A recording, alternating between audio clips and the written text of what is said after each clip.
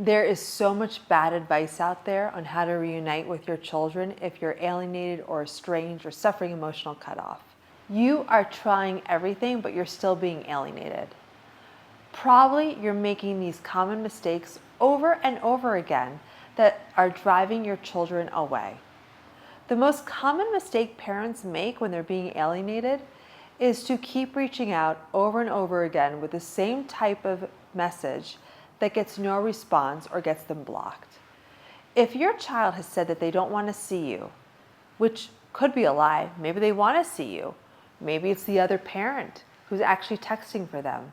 We actually don't know who's responding or why they're responding. But if you keep responding and pushing for a meeting, it's just going to drive your child further away. Think about it like this. If you turned someone down for a date and they kept on asking you out, would you go out with them? No, you'd probably think they're a creep and maybe even block them. But you're not going to change their mind. And right now, if your child doesn't have a reason to go out with you, if they don't think it's their idea, if they're not naturally drawn back to you, they're going to keep saying no over and over again until they block you or they actually get a restraining order against you or try to get a restraining order. That's how downhill that can go. So here's what you're going to do instead. Instead of reaching out, hey, want to grab coffee? Hey, want to see grandma? Hey, want to come over for Christmas? You're going to start asking them how their day was. You're going to start sharing wonderful, beautiful memories with them. Old photos if you have them. Or even better, topics that have nothing to do with your situation. If your child likes aviation, send them a news article on a new plane or an aviation situation. Draw them in with things that they might like. Always ask yourself this one question before you send a message. Is this for your child or is this for you? If this is just to go through the steps so you can tell yourself, I'm trying everything, I need to reach out, I need to hear back from my child, then the energy behind this reach out is going to push your child away. What you need to ask yourself is, does my child need to know that I love them? Do they need to know that I still care? And if that is the reason, then by all means reach out. Reach out with no expectation of a response. And remember, instead of asking for a meeting, you're going to ask them how they're doing. You're going to share news articles. You're going to share a funny video or perhaps a memory. But you are not pushing towards a meeting. And I'm going to share with you a little trick on how to actually get a response. You are going to write a message saying that you love them, that you're so proud of them, happy Monday, something very simple like that. And then at the end, you're going to say, no need to respond. This little phrase will take the pressure off your child, but also actually make them more likely to respond.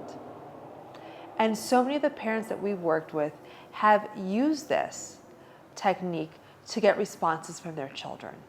Another common mistake that parents make when they're being alienated that pushes their children further away is to convince their children that they, the parent, are right and they, the child, are wrong.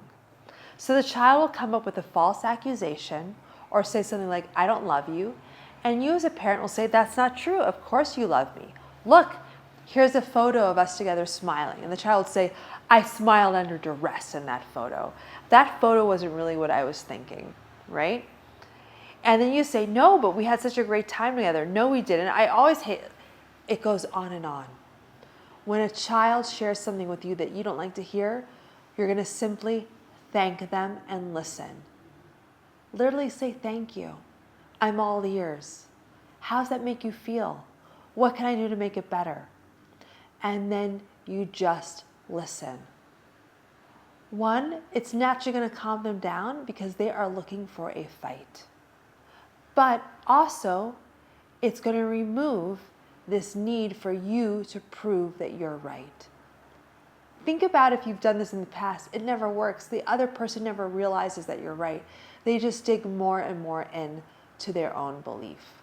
The third most common mistake parents make when they're being alienated or estranged from a child when they reach out might actually shock you. But I've seen this so many times. A parent will actually say, it's okay if you don't want to see me. Reach out when you're ready. I don't want to see you either. They actually get mad at their child and write something that will be used against them for years to come, such as, "It's okay if you don't see me." This is very different from not pushing, but actually putting in writing that you don't want to see your child, or it's okay that they don't want to see you, will be used against you. And if your child is under the 18, it can actually be used against you in court. So stay away from any language that says you've thrown up your hands, you're tired of this, and you'll just wait. And I've also seen parents make the first mistake, push for a meeting, and the last mistake. And this just ends up with confusion for the child. They're being pushed towards a meeting and then also being told that they don't need a meeting, that you're healed, that they'll realize on their own that their dad or mom was a narcissist. You want to keep it loving, kind, and simple. Don't overwhelm them with messages, but also don't say that you don't want to see them or it's okay that they don't want to see you. Now, for a lot of our parents that we've worked with, they have had amazing results using these techniques and also some more advanced techniques that we teach. But what they'll often say in the beginning is these techniques don't work.